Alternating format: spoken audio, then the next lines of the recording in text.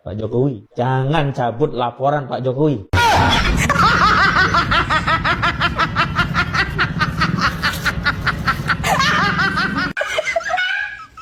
Nggak dicabut kok, laporannya nggak dicabut. 8 orang ini udah jadi tersangka.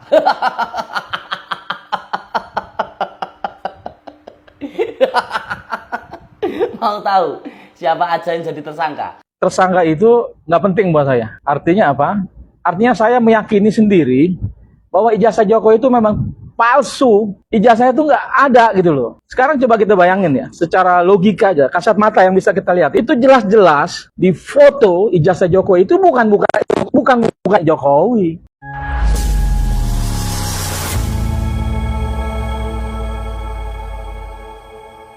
Assalamualaikum warahmatullahi wabarakatuh, saudara-saudaraku sebangsa dan setanah air. Dimanapun kalian berada, semoga kalian selalu dalam kondisi sehat walafiat ya. Berjumpa lagi dengan saya di Gaspol Update. Kami bukanlah buzzer pihak manapun. Kami hanya menyajikan keputusan ada di tangan Anda. Teman-teman, ini ada video yang menurut saya cukup menarik ya. Yakni tentang para korban tompel. Yang pada nangis-nangis ya kan. Aduh ya tompel ya. Sebagai seorang pengacara dengan rekor kekalahan 100% ya. Telah menambah rekam jejaknya, yaitu rekam jejak kalahnya. Aduh, kali ini tidak hanya satu teman-teman ya, tetapi 8 orang sekaligus langsung jadi tersangka. Gara-garanya ya Tompel ya kan. Tompel kan pernah menantang Jokowi agar tidak menarik laporannya. Jokowi, jangan kau tarik laporanmu. Kau telah masuk perangkap. Masih ingat ya teman-teman ya? Kena nih, ya, masuk nih, bungkus. Aduh, akhirnya apa ya, Jokowi nggak menarik laporannya. Hasilnya semua kliennya Tompel sekarang menangis. Makanya ya, jangan pilih Tompel sebagai pengacara. Jangan hanya tergiur karena gratis gitu loh. Gratis sih gratis, tapi kalau ujung-ujungnya di penjara kan nggak lucu juga. Setelah ditetapkan sebagai tersangka, satu persatu klien Tompel ya kan macak terzalimi. Ya biasalah ya kan, flying victim alias drama Korea. Nah, bagaimanakah videonya dan bagaimanakah respon netizen? Mari kita tonton bersama, kemudian mari kita komentari bersama di bagian akhir video. Ini dia. Pak Jokowi, jangan cabut laporan Pak Jokowi.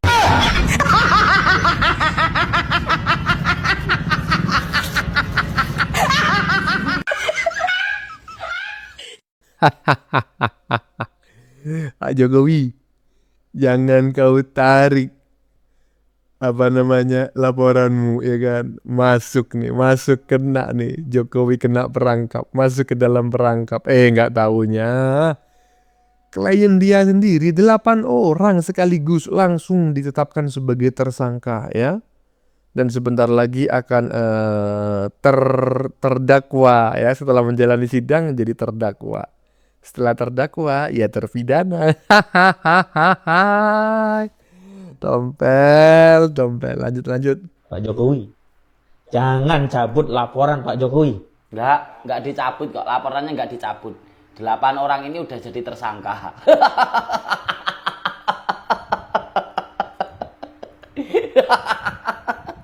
Mau tahu siapa aja yang jadi tersangka? Klaster pertama ada Egy Sujana, Kurniatri Rohani, Damai Hari Lubis, Rustam Effendi, Muhammad Rizal Fadilah.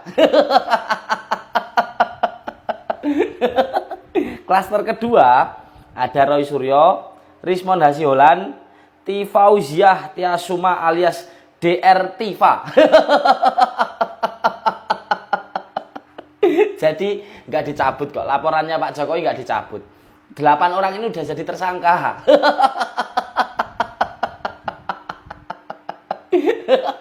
Nantang Jangan cabut laporan Pak Jokowi. Giliran udah jadi tersangka ngomongnya kriminalisasi. Gimana teman-teman pendapat kalian? Tulis pendapat kalian di kolom komentar. Salam Jigigis.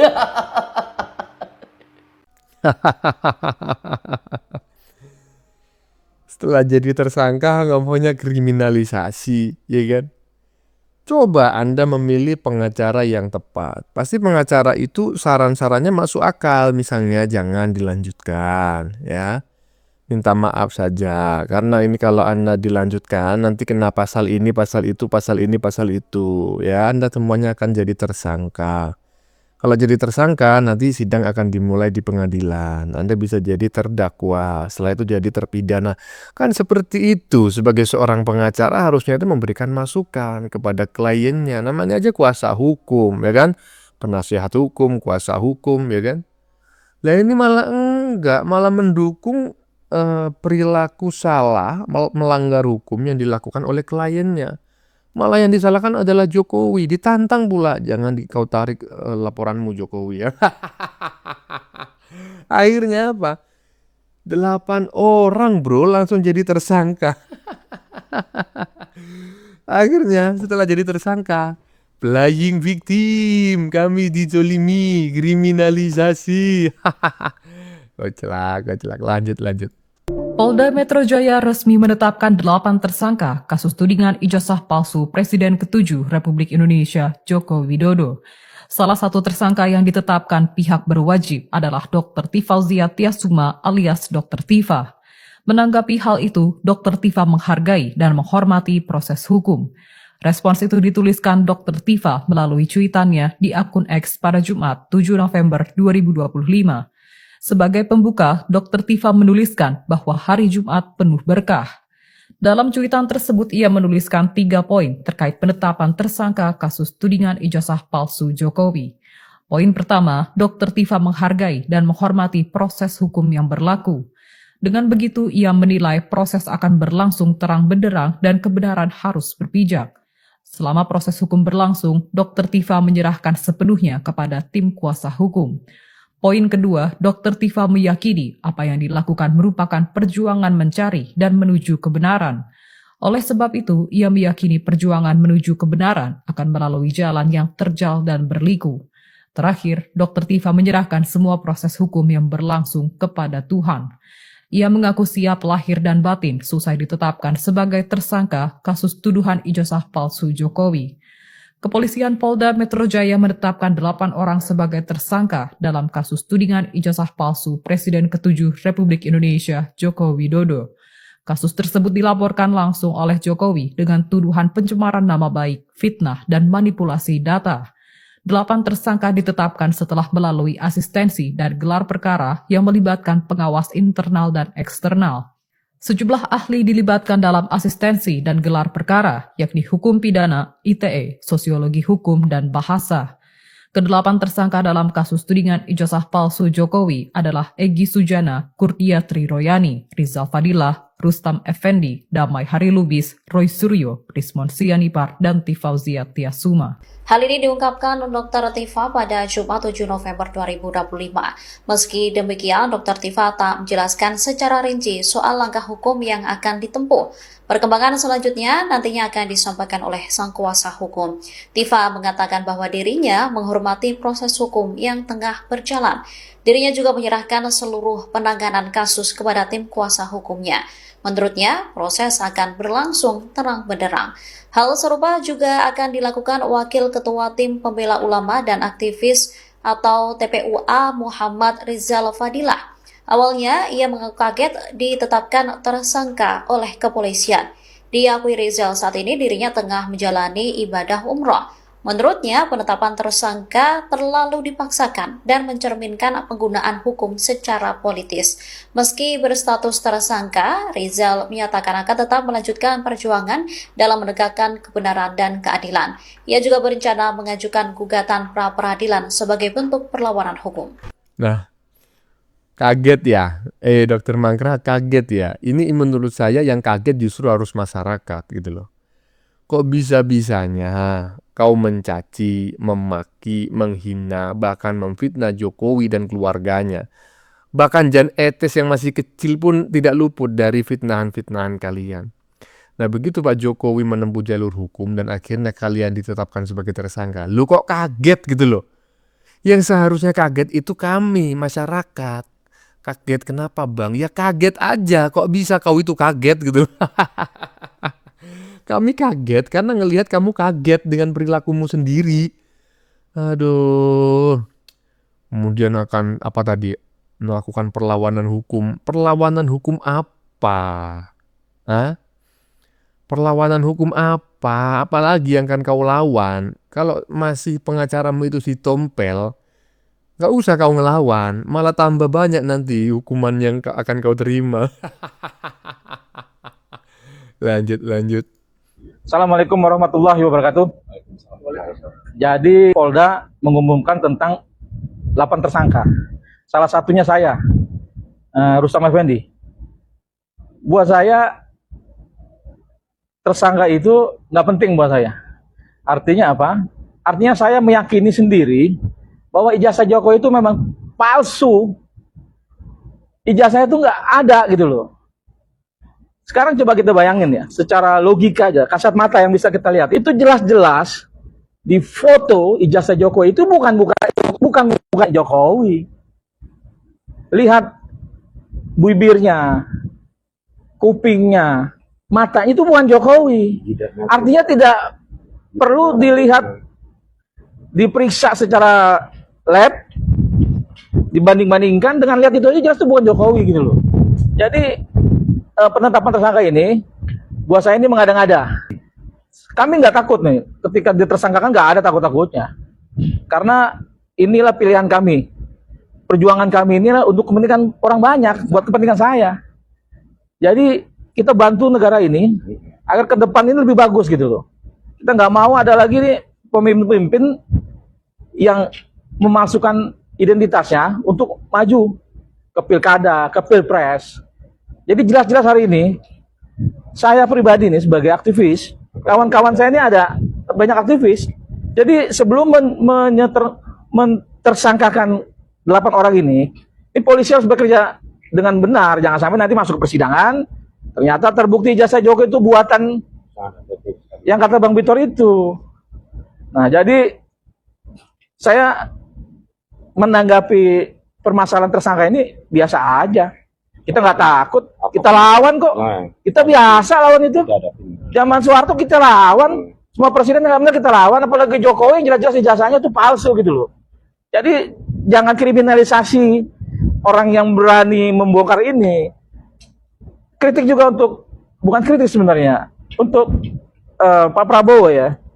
Pernyataan jangan kriminalisasi, polisi jangan kriminalisasi. Hari ini dengan penetapan tersangka kalau buat saya, polisi ini ngelawan sama Pak Prabowo nih. Jadi artinya ada 2 matahari nih. Jadi saya minta juga ke Pak Prabowo, kami ini dulu pendukung Prabowo. Jadi perjuangan kami jelas sama dengan Prabowo. Menurut saya ini perjuangan untuk Pak Prabowo, untuk semua, untuk bangsa ini. Agar apa? Agar ke depan tuh Indonesia bagus, bisa menjadi Indonesia maju, Indonesia emas. Saya nyatakan ini ya karena beberapa hal. Artinya dalam persidangan pun di PN Jakarta Pusat, di Solo, emang nggak ada ijazahnya. Jokowi nggak dibawa, yang katanya mau kita akan bawa ke pengadilan. Dalam persidangan nggak ditunjukin dari awal juga. Itu artinya memang ijazahnya itu diragukan. Ini kasus besar. Jadi jangan sampai nanti bola api itu ke Prabowo gitu loh. Saya dari awal masih percaya, walaupun teman-teman lain udah mulai, tapi saya tetap yakin Prabowo ini masih bisa diharapkan lah untuk menuju Indonesia emas. Selain ijazah juga ada juga kasus kereta cepat. Polisi-polisi juga tolonglah. Karena penetapan tersangka ini buat kami nggak adil gitu loh. Artinya nggak adil apa? Ijazahnya yang sebagai barang bukti pun belum pernah ditunjukkan kepada kami. Kemarin malah dia bilang, relawannya Jokowi Projo bilang sudah ada asli ditunjukkan kepada dia saat itu. Sedangkan proses Penyelidikan, proses hukum masih berjalan di Polda Metro. Artinya barang bukti itu harusnya ada di Polda. Tapi kenapa nih barang bukti ini ada di rumah Jokowi? Kira-kira seperti itu. Semoga nih ke depannya kita siap kok. Kita siap di pengadilan kok. Kita bersidang di pengadilan, oke? Kita hadapi. Karena saya meyakini ijazah Jokowi itu memang palsu. Tidak ada. 3 tahun 4 tahun lalu kita udah berjuang untuk itu. Sampai hari ini nggak ada di persidangan. Jadi bohong besar kalau Jokowi akan tunjukkan di pengadilan. Saya yakin nggak akan tunjukkan. Bang, terus adakah langkah konkret dengan tim kuasa Abang nih yang akan diambil? Nah, kalau langkah-langkah hukum itu nanti kita mungkin akan berkumpul mengatur semuanya. Kita tunggu dari kuasa hukum akan seperti apa gitu. Tapi saya meyakini 8 tersangka ini bukan orang yang takut. Karena apa?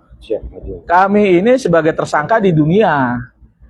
Yang ditersangkakan juga untuk kepentingan orang banyak. Untuk kepentingan masyarakat. Yang kita takuti ini ketika kami jadi tersangka di akhirat. Itu yang kami takuti. Ada Jokowi nggak takut lah. Tapi lawan lah.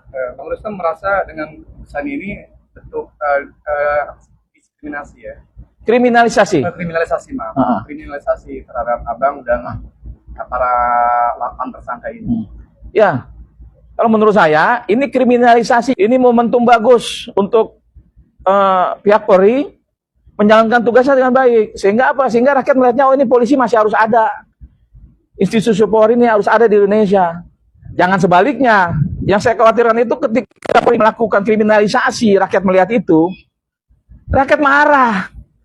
Nah, dengan marahnya kita apa misalnya?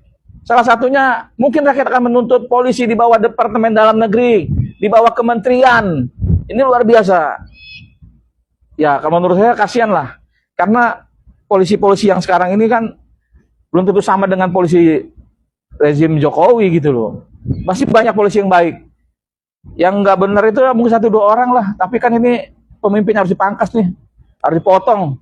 Polisi-polisi begini merusak institusi Polri. Yang minta nih Pak Prabowo Subianto jangan dianggap masalah ini masalah kecil, ini masalah besar. Artinya Kapolri itu kalau nggak benar diganti. Ini Bang, mengingat kasus ini kan sudah berjalan lama gitu. Kenapa gitu penetapan tersangka hari ini dan bertepatan dengan laporan KPU ya terkait data dan dokumen pribadinya Jokowi dalam persidangannya dikaitin dengan Andri.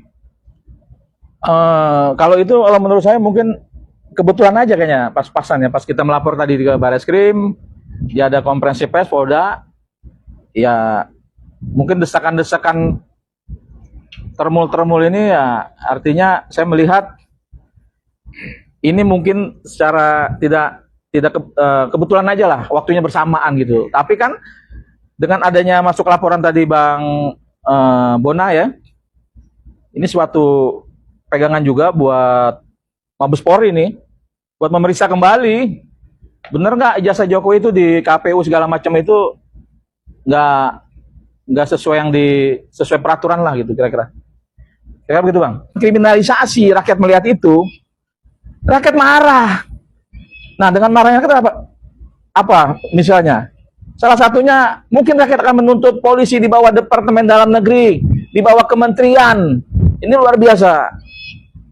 Ya, kalau menurut saya kasihan lah. Karena polisi-polisi yang sekarang ini kan belum tentu sama dengan polisi rezim Jokowi gitu loh.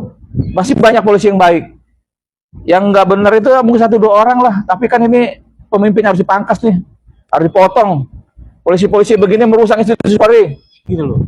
Jadi penetapan tersangka ini buat saya ini mengada-ngada. Kami nggak takut nih. Ketika ditersangkakan nggak ada takut-takutnya. Karena inilah pilihan kami. Perjuangan kami inilah untuk kepentingan orang banyak, buat kepentingan saya. Jadi kita bantu negara ini agar ke depan ini lebih bagus gitu loh.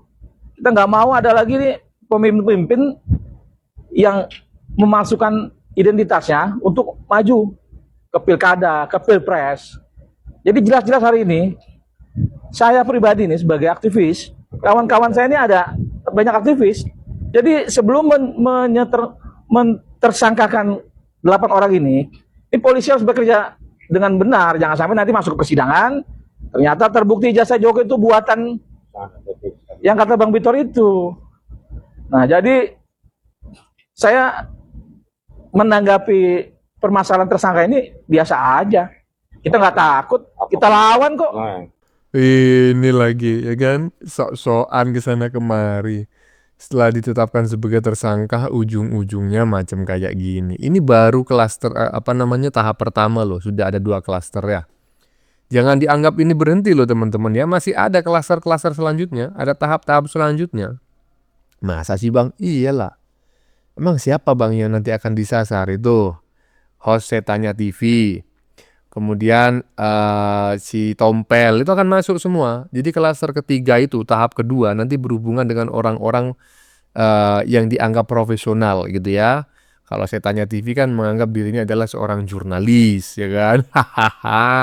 Si Tompel menganggap dirinya sebagai seorang penasihat hukum, pengacara. Nanti kena semua tuh. Aduh, gayamu aja. Kami menyatakan siap hadir dan tidak takut. Tapi kau flying victim. Kau merasa terzolimi. Tak ngerti dah bagaimana ini pola pikirnya. Ya teman-teman ya, bagaimana menurut kalian? Ya silakan tulis pendapat Anda di kolom komentar, baik Anda yang setuju maupun yang tidak setuju dengan isi konten ini. Sebelumnya saya memohon maaf ya jika dalam penyajian konten ini ada kata-kata yang menyinggung, kurang tepat penggunaannya, atau ada data yang dianggap keliru atau salah. Saya memohon maaf yang sebesar-besarnya. Kita jumpa lagi di lain video. Salam NKRI.